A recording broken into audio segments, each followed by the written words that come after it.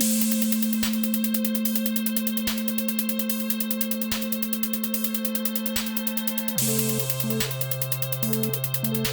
listening to the Celestial Citizen podcast, and I'm your host, Britt Duffy Adkins. Celestial Citizen is a space media company with embedded urban planning values, looking to help shape a more equitable and just future for all of us in space. This podcast seeks to provide an opportunity for conversation about how to be a better interplanetary citizen and responsible steward of Earth and the cosmos. By engaging the global public, providing greater access to the space industry, and amplifying a more diverse set of voices, progress in space can equate to progress on Earth. We who are bursting with stardust can become celestial citizens. Welcome to another episode of Celestial Citizen Podcast. I wanted to interrupt that fairy tale that if you just could achieve enough that you would be happy. And instead, I wanted to walk it back and be like, no, what we have to do is we have to learn how to be happy first.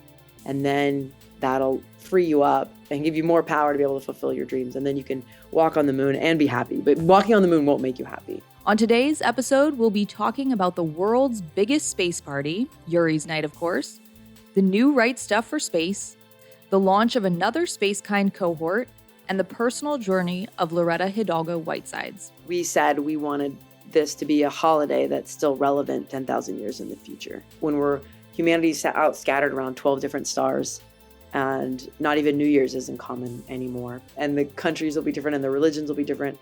But we felt that the day that the first human left our home world could still be a day that could unify all humanity.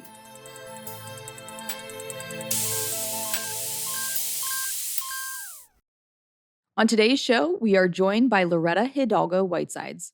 Loretta studied astrobiology at Stanford and Caltech.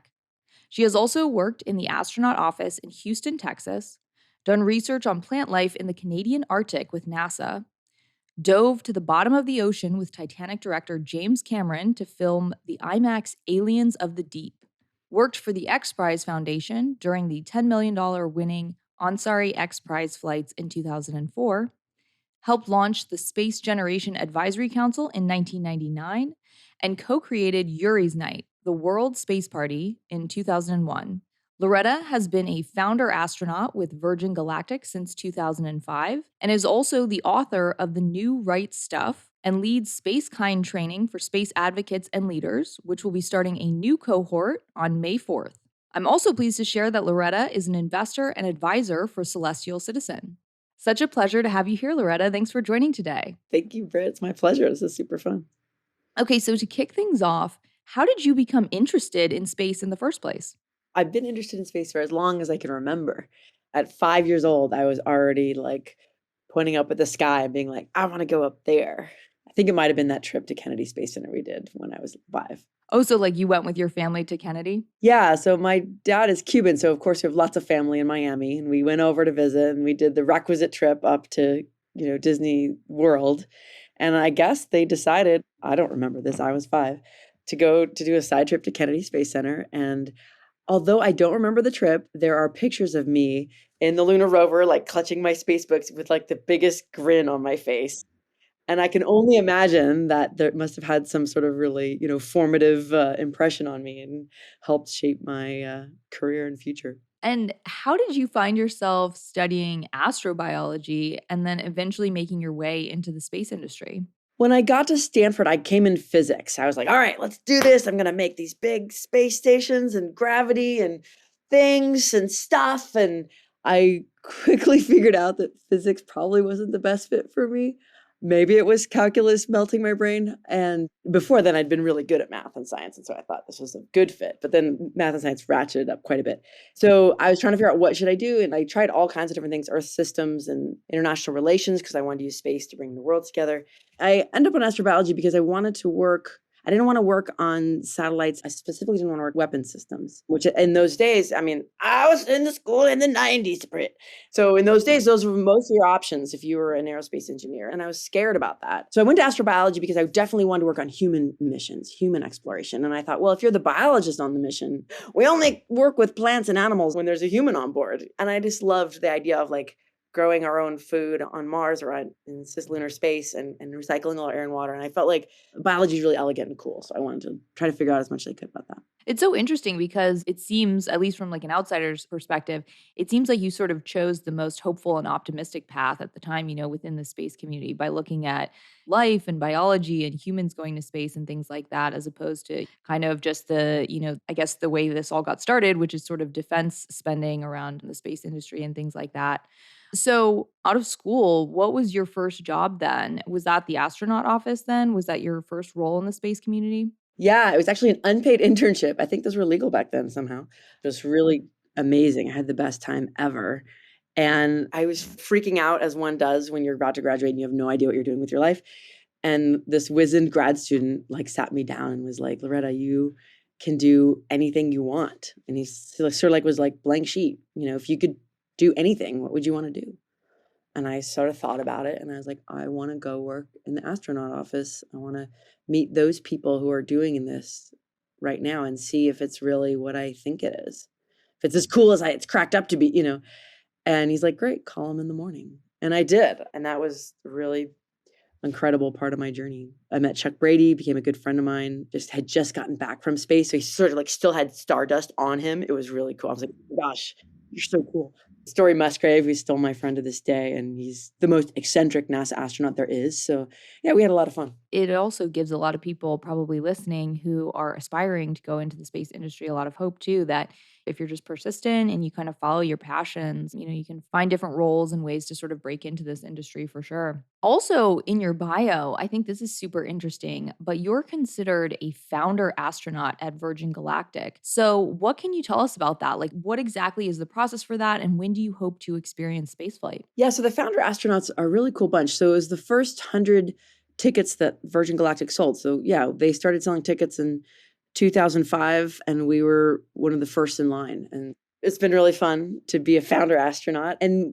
they're very clever because they wanted to make it so that they could sell the 100th ticket with as much excitement as the first ticket. So instead of like first come, first serve, they just said, okay, if you are one of the first 100, you'll get this title, founder astronaut, and then we'll figure out later what order we're going to fly you in. We'll have a random lottery. So we don't know which of the founder astronauts will be first. And we're like, okay, so we're still waiting. But either way, I'll be on one of the first commercial flights of Virgin Galactic and could be as soon as next year. So it's really exciting. It's really happening. Yeah, that's super exciting. So interesting too that like you were obviously such a supporter of human spaceflight and kind of expanding access of spaceflight to more civilians and things like that, dating back to 2005. So I mean, very early on in the process, do you feel like going forward we are really going to be successful in opening up spaceflight to more and more people? Like, do you think that shift is happening as quickly as you'd like to see it? Oh my goodness, it's happening so fast. I'm dizzy. I can't even wrap my head around how many people have flown to space. Somebody was telling me that something like 28 private citizens flew to space last year.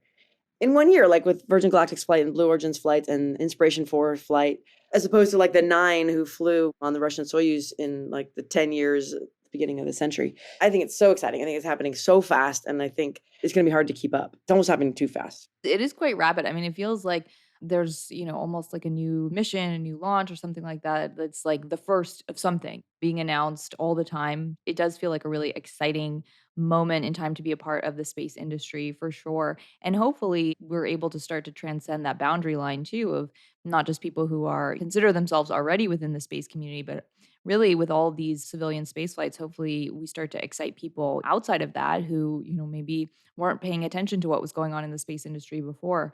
Also, like the feeling of weightlessness, I think is so interesting. It's so interesting from the perspective of training and things like that. But of course, this is not something that's new to you because from your days as a flight director for Zero G, you amassed, is that correct, over 5 hours of weightlessness time? Yes. Wow. Do you feel like those flights put you in a unique position of being more prepared for spaceflight when the time comes. Absolutely. It's like riding a bike. When you get back in weightlessness, your body is just like, oh, yeah, I know this. My Wonder Twin and I, Tim Bailey and I, he's the executive director for Yuri's Night. And we met, we were both working for Zero Gravity Corporation. And we're always advocating that anyone going to space do a zero G flight before they fly so that it's not novel. Because otherwise, that novelty of weightlessness is almost a distraction. You're like, whoa, this is so fun. I want to do a flip or throw a skittle. And you're like, yeah. Come do that on the plane with us and like play around, do flips, do lots of different things, do all the things so that when you're in space, you can be totally present and look out the window and just be blown away.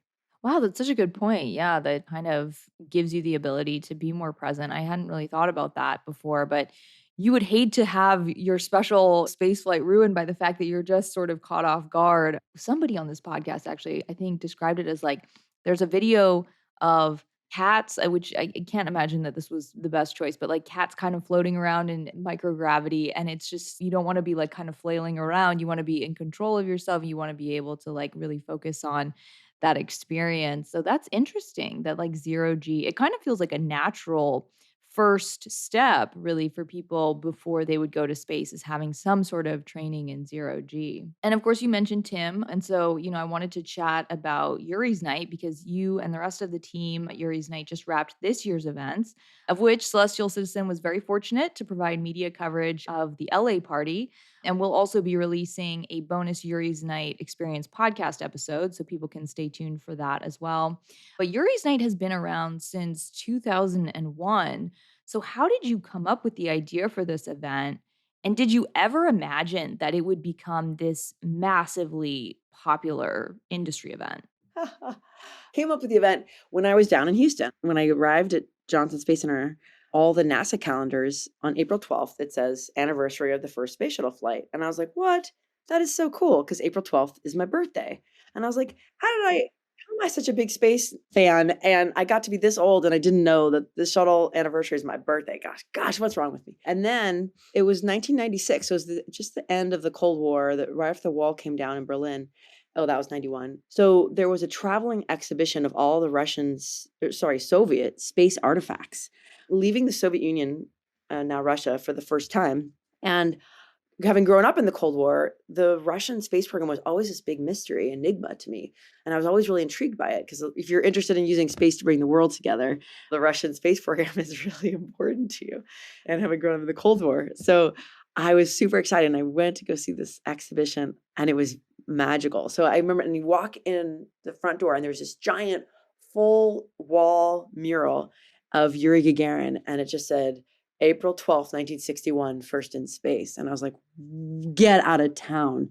So I discovered right there that the space shuttle took off 20 years to the day after the first human in space. So that made April 12th a joint anniversary. It was a Russian anniversary of the first human in space and an American anniversary of the first space shuttle launch. And I thought, oh my gosh, this was in the 90s. So 2001 was coming up and 2001 is obviously the coolest space year ever. And that was going to be the 40th anniversary and the 20th anniversary. And I was like, oh my gosh, this is the greatest conjunction of all time. And so I started talking to everyone. I'm like, we got to do something really cool for this date. And that's how Yuri's Night came to be. And when we started it, my now husband, we were just partners at the time. Ha ha ha. I asked him out a year later. It was great.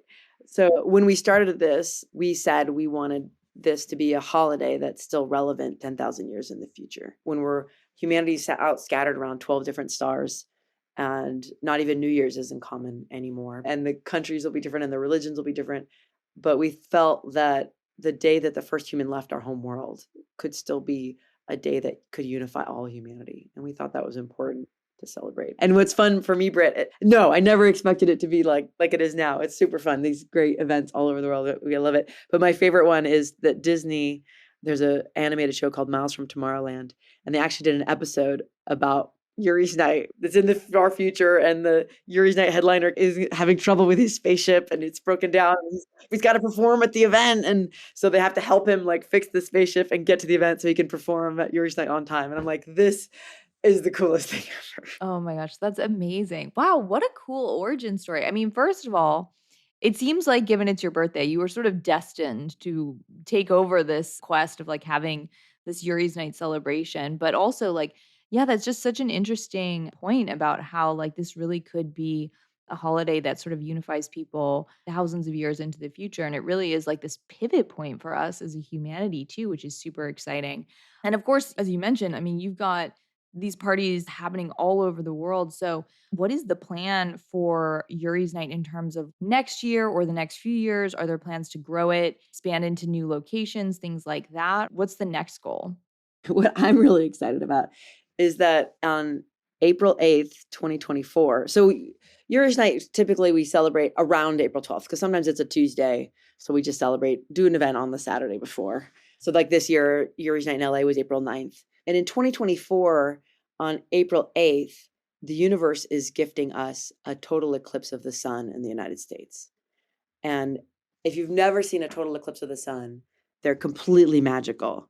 It's like a free trip to space from the surface of the earth. And so if you want to go to space, go to this total eclipse of the sun. You get sort of an overview effect on Earth. I remember my first total eclipse of the sun. I was in Lusaka, Zambia in 2001. And you've seen the sun, you've seen the moon as like 2D discs in the sky your whole life. You just like hardly notice them. But when they were coming together like that, suddenly they shifted from being these 2D discs in the sky to being these massive 3D orbs millions of miles away that were like lining up perfectly in the cosmos. And I felt like I was in the cosmos watching these giant heavenly bodies like line up. And the temperature drops, it goes dark, like the stars come out, like a couple stars.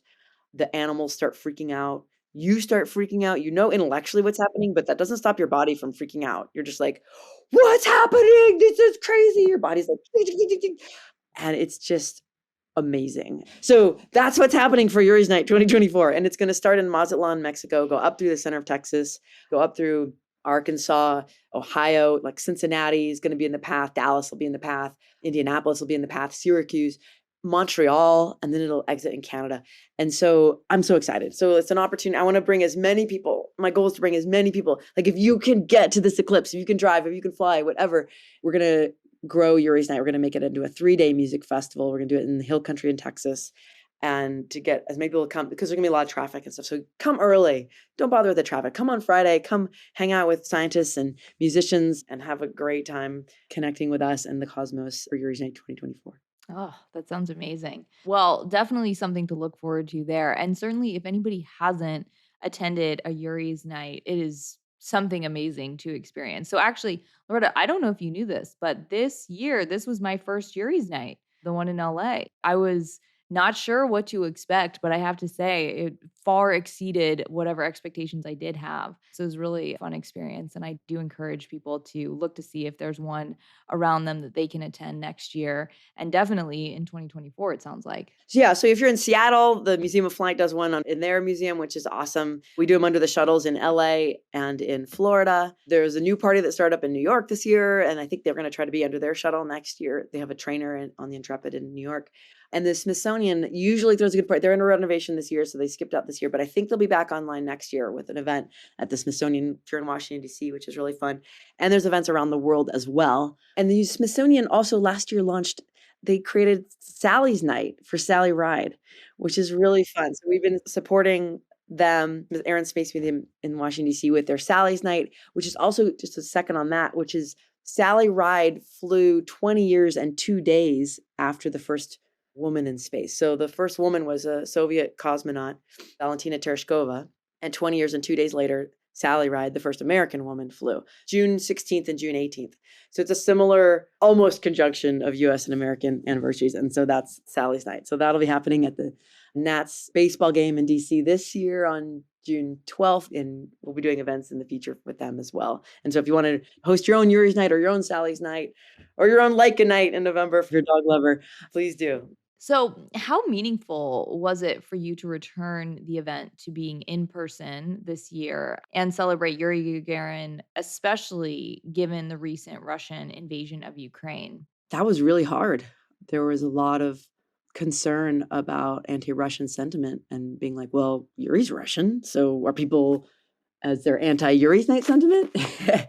And I was like, well, this is an incredible opportunity because our message and even Yuri's message, I mean, my favorite Gagarin quote is Orbiting the world in my spacecraft, I marveled at the beauty of below. People of the earth, let us safeguard and enhance this beauty and not destroy it. And for Yuri's night, all these years, that's been a very like pro environmental message. Like, let's not destroy our planet, like use that perspective of space, take care of our earth. And then this year it took on an extra dimension, which is like, and not destroy it militarily either. Like we're crew of Spaceship Earth, and that's our message. And we took this as an opportunity to really amplify that and be like, no, this is not a pro-Russian event. This is a pro-Earth event, and put us and please support our homeworld. At least in my opinion, I feel like it was particularly important this year specifically because the message of Yuri's Night is obviously such a beautiful and harmonious one. And so it was really important to kind of have this celebration and to think of ourselves as one humanity, especially in the face of everything that's going on right now in the world. At least from my perspective, too. That was a message when I talked to people there that was very much, emanating through where it was people really understood the significance of like why we were all gathered there, which was a really great thing to have. So, what do you hope that all people attending a Yuri's Night celebration take away from the evening? Like, what's the number one thing that you want people to walk away with? Community. I think the most important thing for our health as human beings is feeling like a sense of belonging. A lot of the pain and destruction in the world is caused from feeling separate or isolated or us them. And I think we could give people that sense of you belong here, you're loved, you're accepted, you're one of us, you belong. That would go a long way to my goal, which is, people fulfilling what they came here to do, people being their best selves. And then people talk about that, like they go to Yuri's Night. It's not like a nightclub. They're like, wow, I could just go up and talk to anyone, and they're all interested in space. I'm like, yeah, isn't that great? It's super fun. It is a very kind community, I will say. Like, there's nothing like a bunch of space enthusiasts, and they will very much welcome you into the space, I think, because it's just, we're all so passionate about it. So we just want to make other people more passionate about it too. On the topic of the way that the industry is moving, the way that we're starting to think about space going forward, you wrote this book, The New Right Stuff. And I'm just curious, what inspired you to write it? In sixth grade when the Space Shuttle Challenger exploded. And that was a really hard day. And I remember just being like, I would go the very next day to space. And then I had this sense that, and maybe I didn't know this at sixth grade, but certainly as I got older and started to move into the industry, I had the sense that things that caused that accident were very human. It wasn't just a technical issue, that these were human failings. This is ego, this is personality conflicts, this is distance in relationships, this is hubris, miscommunication, all those things that are normal in an American office place, but can't be normal in our world in space. And I felt like it was my job, my role, what I came here to do is to help the space community learn to deal powerfully with all those challenges. That's one of the reasons I went to NASA and what I wanted to do. And I remember when the Columbia accident happened in 2003, I was really upset because I felt like it meant that we hadn't learned the lessons from the last 17 years that I had failed. I had not taught NASA how to communicate and how to forgive and how to trust and how to work together. And as I say in the book, like no amount of documentation or process or ISO 9000 standards is going to make it safer. Only way you can make it safer is with teamwork, with trust, with love, with communication, with forgiving the guy at the meeting who pissed you off, with working things out with the other department that's not working well with your department. And until we can do that, we're going to have accidents. So that's why I wrote the book, because I was in Mojave when Virgin Galactic lost their spaceship in this scaled composites test pilot on board. And I was like, okay, never again. I wrote this all out and I was like, okay, I got to start teaching this. It's time to get serious, helping make sure that our industry raises the bar on ourselves, on what we let ourselves get away with, what we let our coworkers get away with, what we let our industry get away with. I mean, such a powerful reason for working on this and developing the new right stuff and Spacekind and things like that. And I think you're right. I mean, I think it's having a new perspective on the way that we do things is pretty essential to our future success.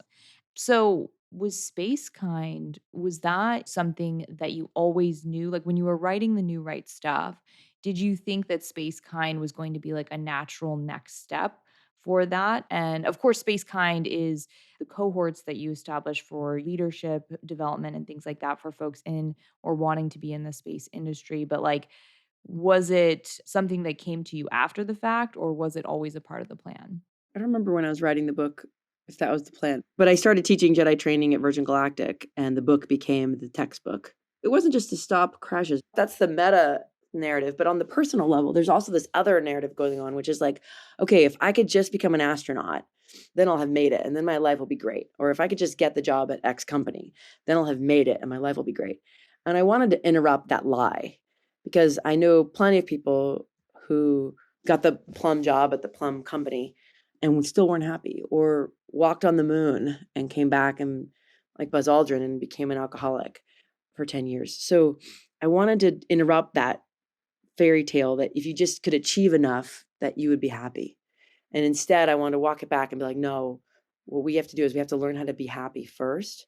And then that'll free you up and give you more power to be able to fulfill your dreams. And then you can walk on the moon and be happy. But walking on the moon won't make you happy, especially if you're not happy now. You're going to come back to the same imposter syndrome and self-doubt and depression you had before. So I'm really interested in like, okay, there's the science of achievement, but there's also the art of fulfillment. How do we do both? Yeah, and I mean, those are obviously skill sets that are just so important across all industries and just in life in general. So it's super interesting to hear about. I've picked up my copy. I strongly encourage others to do so as well. I can't wait to dive in. And frankly, I really want to do one of the upcoming cohorts. I feel like the timing on the last two hasn't worked out for me, but maybe we can share a little bit here about the upcoming cohort, which at the time that this is gonna be released, the cohort will have just started, but it begins May 4th.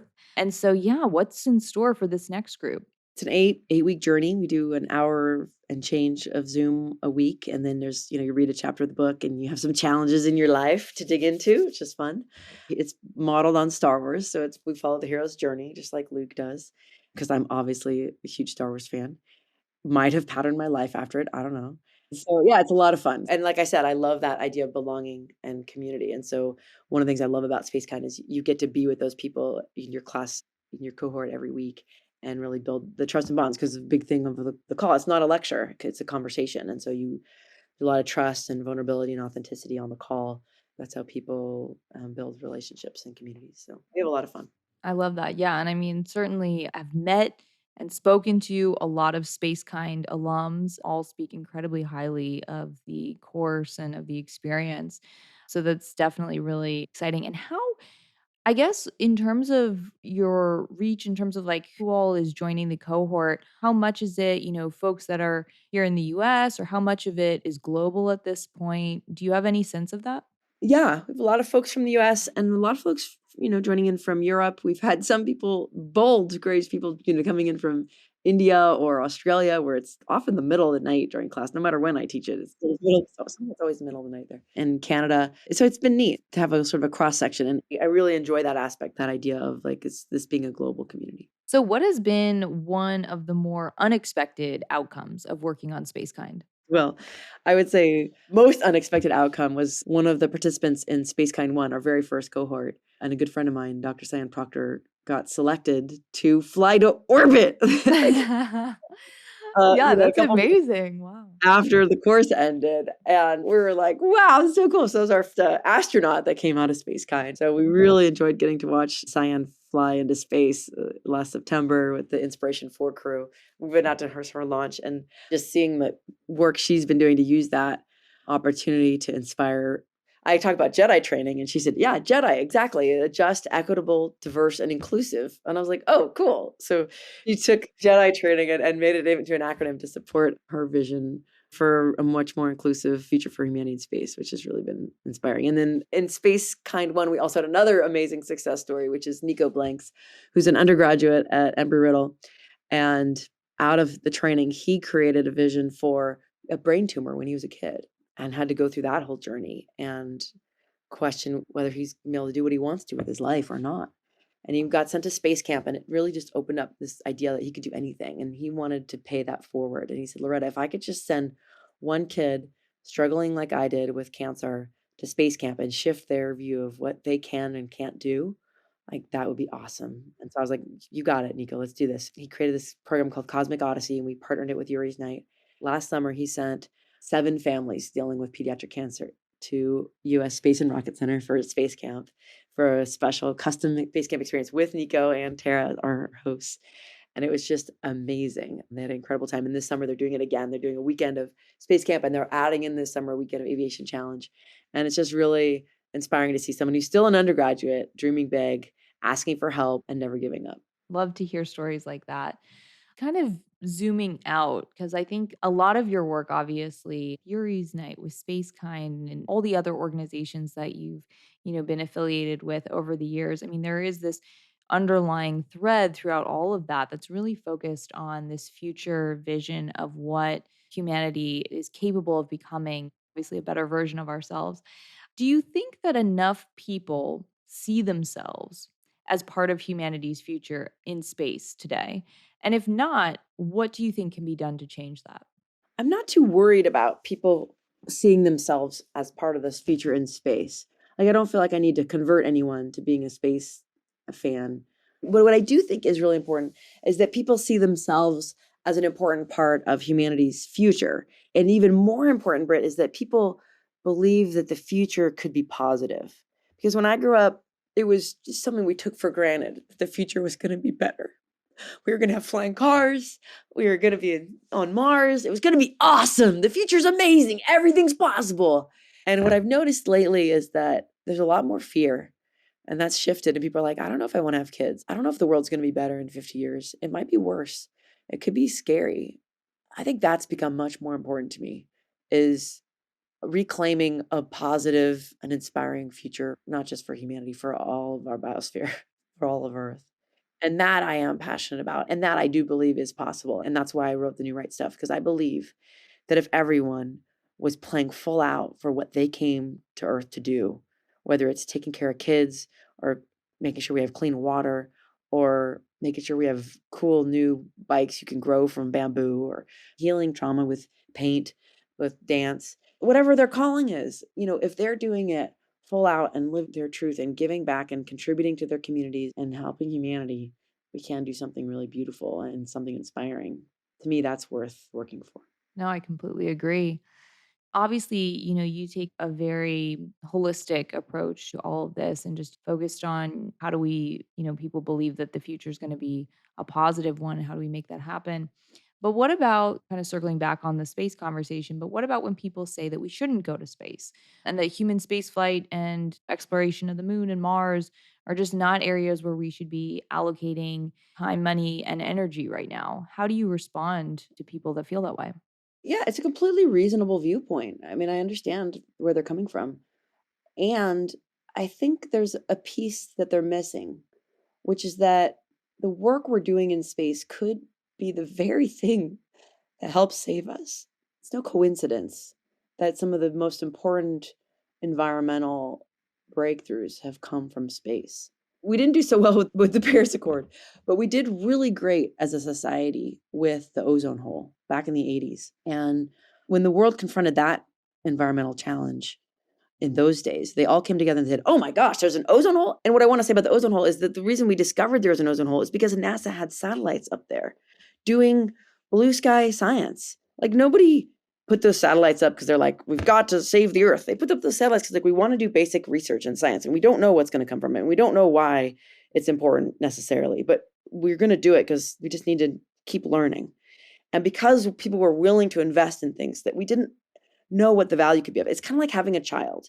It's like you have a child and the child has no economic value when it's born. In fact, it's a net negative, frankly. You got to invest a lot of money in the child. But it's like, oh, I hell, can attest to that. Yes. I can attest to that. We invest in a child because we believe that someday it's going to have some value for humanity. And it's the same thing with science. We invest in science because we think someday it's going to have some important return that we can't foresee. And you invest in that. And I have to say this, science has the whole idea of a greenhouse effect and greenhouse gases and the atmosphere heating up a planet came from space research, came from Carl Sagan studying the atmosphere of Venus and being like, why is Venus so damn hot? And being like, oh, it's because Venus has an atmosphere filled with greenhouse. And he invented this language. It's like a greenhouse. Atmosphere traps the sun's heat in the greenhouse and it heats it up. And it was from studying Venus that we even learned about that this was even possible, or that could be something that could happen on Earth. And we started saying, could that happen on Earth? And they're like, oh, maybe. And they started to think about it. And that's where this entire field came from, that's protecting us now. And so I believe that the things that we're doing in space, and now a lot of the space assets are monitoring Earth, like all the Planet Labs satellites are looking down on Earth. Those NASA satellites are measuring methane. They're like, oh, you have a methane leak over here. That's a greenhouse gas that's like 100 or I can't remember, 100 or 1,000 times worse than carbon dioxide. So all these assets in space could be helpful and in ways we can't even imagine now. And so to keep investing in that infrastructure, because it could have dividends for our planet. And I was just talking to somebody this weekend about these rare metals that we need to power all our devices, that go in the Tesla batteries and go in the iPhones. Really difficult mining we have to do, and how there's not enough of it on the Earth to even do it. And the kids that have to go into the mines, and just all the destruction and difficulty that comes from our technology. And I was starting to think like, well, maybe we could, we talk about asteroid mining, and I think, well, maybe we've talked about like putting heavy industry off Earth and making Earth a park, and really trying to honor and support the biodiversity of this planet. 'Cause this planet's a freaking miracle. That's one of the other things I love about space people, is that we don't take this stuff for granted. We're like, what? This planet has oxygen? Oh my Lord, that's amazing. This is so cool. It's got liquid water. What? It falls from the sky for free. What? This is a miracle. And I was just talking to somebody yesterday. I was like, do you understand that we have a liquid iron, molten iron core of our planet that creates an active radiation shield, like shields up around your planet to protect us from cosmic radiation? Like, what? How cool. Mars doesn't have that. Our planet is tricked out. This is a sweet planet. So we got to protect it. And I think what's cool about the space community is that we can bring that perspective of gratitude and appreciation for how rare and extraordinary this Earth is and how much we need to protect it. And that going to Mars or learning how to live on the moon or going to the asteroids to find some metal that we need that in a way that doesn't hurt Earth could help us learn how to live more sustainably on Earth. When we went to Apollo, we learned how to make batteries for power tools because you had to on the moon. And now we use those batteries are helping us all over. So it's the same thing when you learn to grow your crops on Mars and recycle all your air and water. Maybe that'll help us learn to grow our crops more efficiently on Earth and to recycle our air and water, because Google knows we're going to need that in a little bit to take care of our Earth, our home planet. So my commitment is that we use all what we're learning out there and all those assets to help Mother Earth. And I think one of the biggest misconceptions is that space industry people are all just looking to escape this planet. And that is absolutely not the case. I mean, as you just said, if anything, this community understands truly the value of this planet and how wonderful it is. It's always interesting to me that that's sometimes a narrative that gets played out, but I couldn't agree more with everything you just said there. Another thing I wanted to ask you is there's probably a lot of young people listening to this podcast hoping to pursue careers in space or even wanting to go to space someday. So, what is one piece of advice that you would give to them? When I was a kid, the advice from the NASA astronauts was always stay in school. Or actually, no, they're really good. They say do what you love, because there's a lot of, like I was talking about before, that sort of addiction to achievement. There's a lot of pressure in Western culture to achieve. And if you can get a gold medal or be an astronaut, then you're worth something. Then you're cool. And that addiction to achievement is really destructive. Can be really destructive as well. And so one of the NASA astronauts have always said to kids, which I love, was it's like, do what you love. Don't do some field of science or engineering because you think it's going to get you somewhere, going to get you this thing. Because if you don't love what you're doing, you're not going to excel at it. And then if you don't get the astronaut gig, you're going to be pretty miserable. So like the better path is to do what you love. And then if you get the astronaut gig, it's sort of bonus. And so that's always good advice. Also, just the idea that in the future, you won't have to be a NASA astronaut to go to space. I mean, there's going to be all kinds. Mike Mongo loves to say, any job that we have on Earth, we're going to have in space, like snowboarder, it's going to be space snowboarders, So yeah, there'll be lots more opportunities, but I would say I do recommend learning the math and the science, even if you're an artist. I've known many artists who are really good at math and science because it helps you understand and appreciate what you're doing and what you're dealing with and what's happening around you and appreciate it, and maybe to fix the oxygen generator if it breaks.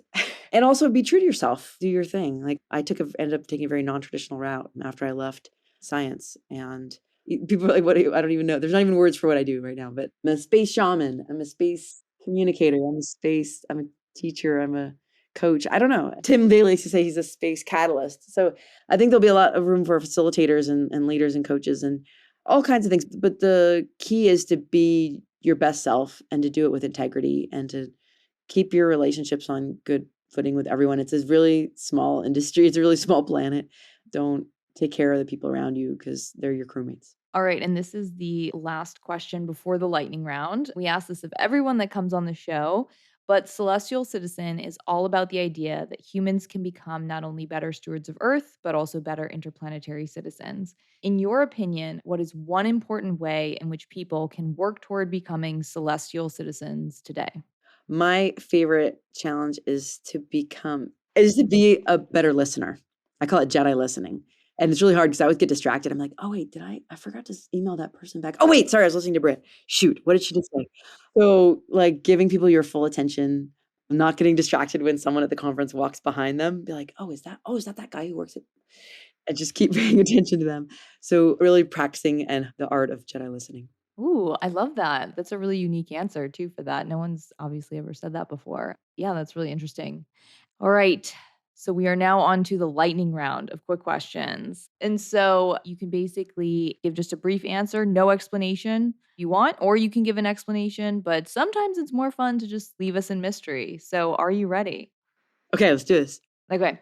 Would you rather live on the moon or Mars? Moon. On the moon, your favorite space hobby would be what? Flying like with wings like myself and inside the habitat, inside a big dome. Oh, wow. Oh, that would be fun. Okay. Favorite book about space other than your own, of course. Oh, so many. Oh gosh. Okay. Stranger in a Strange Land, Hitchhiker's Guide to the Galaxy for on the fiction side. And then on the nonfiction side, there's a National Geographic book called Our Universe, which I've actually never read, but it's a coffee table book. But the pictures, just buy it for the pictures. It's great. Nice. Okay, favorite astronaut. Probably a tough one for you because I'm sure you know quite a few. I do know quite a few. Oh, that's really funny. I was like, they're all tied. Slightly pulling it. Oh, shoot. Okay, I'm gonna have to just name them all. Favorite cosmonaut, Alexei Leonov. He has a great laugh and he's an artist and he helped create the Association of Space Explorers and he was on the Apollo Soyuz mission where the Soviets and the Americans flew to space in the height of the Cold War in the 1970s and did a joint mission. Amazing miracle. Love him. He's my favorite cosmonaut. Shh, don't tell anyone. I even love him more than Yuri. Favorite Apollo astronaut, Rusty Schweikert. He is so ahead of his time. He's right in his time right now, but in the 60s, he was like 50 years ahead of his time. And that must have been hard for him, but he was a vanguard. His stuff is just mind-bendingly good. He also worked with Alexei on starting the Association of Space Explorers. Love Rusty Schweikert. And then Story Musgrave. He's just a hoot. He's totally, literally insane. He's totally crazy, but he's a lot of fun. Oh, and then Jessica Watkins. Oh my gosh. Okay, favorite female astronaut. Totally fangirl on Jessica Watkins. I met her once right after she was selected, before she reported to Houston for training. And she's in space right now. She's the first African American woman to be assigned to a long duration mission on the International Space Station. Super excited for her. I want her to have a great career full of great things, and she's just amazing. Yeah, absolutely. I'm just eating up all of the video footage from that launch and everything like that. I'm as excited about Jessica Watkins as well. Okay, so pick one, Neil, Buzz, or Michael. Blessed to have been in a room with all three at least. Neil was very reclusive. Neil very rarely got out, so it was very hard to be in a room with Neil Armstrong, but he did do one big talk in DC that I was at, and so I was really blessed to see them, and I got to hang out with Michael Collins and do an interview with him for a day, and he's just so approachable and warm and loving, and he dedicated so much of his life just to service after he got back. He started the Air and Space Museum at Smithsonian. Just a lovely, lovely human being. I read his book, I think, Carrying the Fire, and I just love Michael Collins. He's wonderful. And Buzz is great. Hung out with Buzz many times. He's a lot of fun. Okay, and if you could bring one item to space, what would it be? My daughter. Oh. I guess that's cheating. I don't know. I haven't really thought of it. That's a One good item. answer, though. Probably some tribute to someone who died or something. Maybe Chuck Brady, my first astronaut friend, committed suicide. Just to remind everyone that even astronauts commit suicide. It's not a solution. You gotta take care of yourself. Achievement isn't a solution. Yeah. Okay, I think I know the answer to this one. Star Wars or Star Trek? Star Wars. The All respect to the Trek. The Martian, Interstellar, or Contact? Oh, that is a good one. The Martian. Okay, so then Mark Watney, overrated or underrated? Underrated. He's a botanist. Damn cool. All the way. Do you watch The Expanse? I have watched some of The Expanse. Do you have a favorite character? I do. I don't know her name, but she was this in one of the earlier seasons. She was the blonde sort of spiritual advisor to the male head of the UN. Oh, yeah. I forget her name as well. But yeah, I know I who you're really- talking about. Oh, I like her. Like Yeah. that's a character I can relate to. Yeah, for sure. Permanently grounded on Earth or a one-way trip to Mars? Permanently grounded on Earth. Something most people don't know about you. My husband and I have matching tattoos that we got before we were dating. Oh, before you were dating even? Wow. Mhm. It was his idea. Not just us, the 5 of us all got tattoos at his insistence. Which is funny because he's like, last person in the world you think would get a tattoo. That's why we did it. We're like, God, George is asking. I guess we got to do it. Is it a secret or any special like meaning or symbolism behind it? It is a crescent moon with a crescent moon. So it's like crescent Earth with a crescent moon. Or in my imagination, it was a crescent Saturn with a crescent Titan. Oh, that's very cool. Okay. And will humans ever live beyond our solar system? Oh gosh, yes. We'll go faster on the speed of light. That's the definition of a liberal, if you believe we'll go faster on the speed of light or not. I love it. Okay. And you are sent on a long duration mission. What's more important, choosing your crew, choosing the food, or choosing the destination? Crew, 100%. And finish this sentence. This is the last one. In 50 years, we'll all be what? Grateful. Oh, I love it. That is such a great way to close things out. Thank you so much, Loretta, for joining Celestial Citizen Podcast. It's been absolutely wonderful having you on the show, getting to chat more about your personal journey, as well as Yuri's Night and Spacekind and so much more. You are without a doubt an absolute force within the space community, and I really appreciate you taking the time out today. Thank you, Brett. Super fun. Good luck. 3, 2, 1. We have liftoff. Let me take you on a little trip. My supersonic ship's at your disposal if you feel so inclined. Alright. Don't travel faster than light. That little Elon Musk will be left in the dust, so alright. Say alright! And to our community of Celestial Citizens, thank you so much for tuning in to this episode of Celestial Citizen Podcast. This episode would not be possible without the terrific work of this show's editor, Victor Figueroa. Thank you, Victor. Also, a very special thank you to Graham Clark, who created the amazing intro and outro music for this podcast.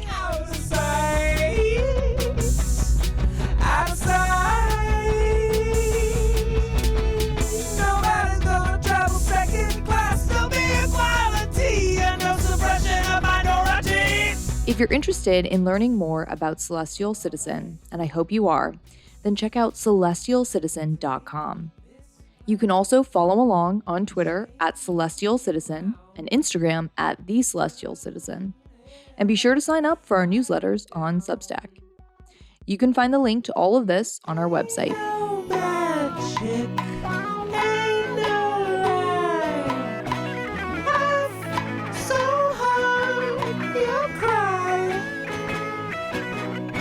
If you're interested in supporting the mission of Celestial Citizen, consider becoming a sponsor for this podcast. A major component of Celestial Citizen is feedback and public participation. We want to hear what you have to say, so let us know what you think about humanity's future in space and what it should look like. Please share your voice and your unique perspective on social media, or if you prefer, all of the Celestial Citizen articles can also be found on Medium. So drop a comment and join the conversation. If you love today's podcast, please have your friends and family subscribe on whatever device or platform you listen to podcasts on, and leave a stellar review so others can get hooked as well. That's all for now, Celestial Citizens. I'll be back next week for another episode. In the meantime, don't be afraid to take up space.